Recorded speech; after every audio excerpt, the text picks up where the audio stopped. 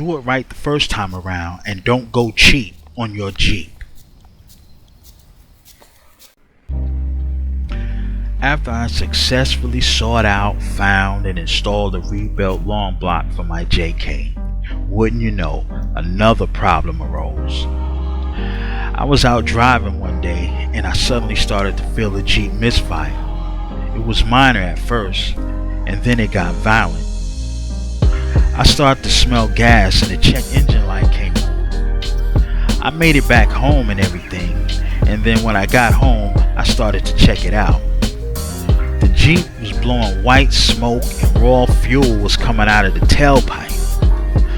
Well, what I come to find out is that one of my injectors was stuck open. It was the number 3 injector for cylinder number 3. Instead of just replacing that one injector, I decided to replace them all. They were the original injectors that had come with the car and had way over 200,000 miles on them. But here's where I made my mistake.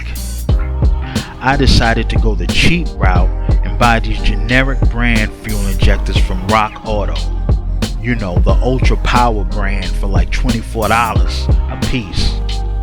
The only info I had on them was what they had listed on the site, which wasn't that much.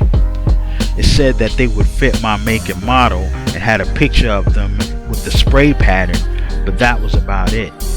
Nothing about the flow rate or anything. I bought them anyway, and when they came, I took them out the wrapper and inspected them. They pretty much looked the same as their originals.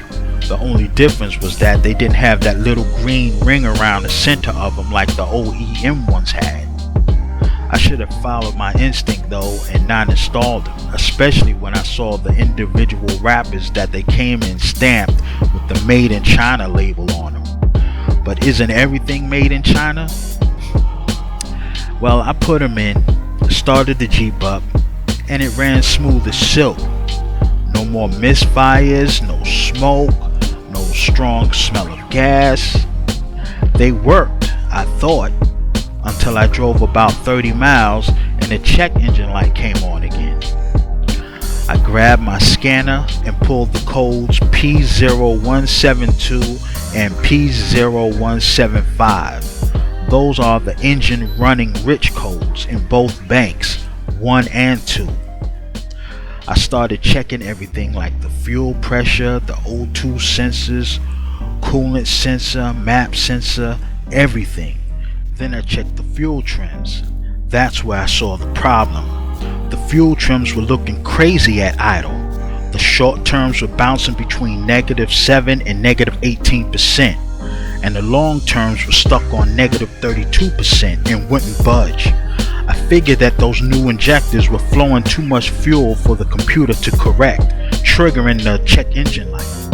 I ended up having to order new factory OEM Mopar injectors to fix the problem. I wasted time and money being cheap after spending a lot of time and money replacing the engine. So don't do what I did and work ass backwards. Do it right the first time around and don't go cheap on your Jeep.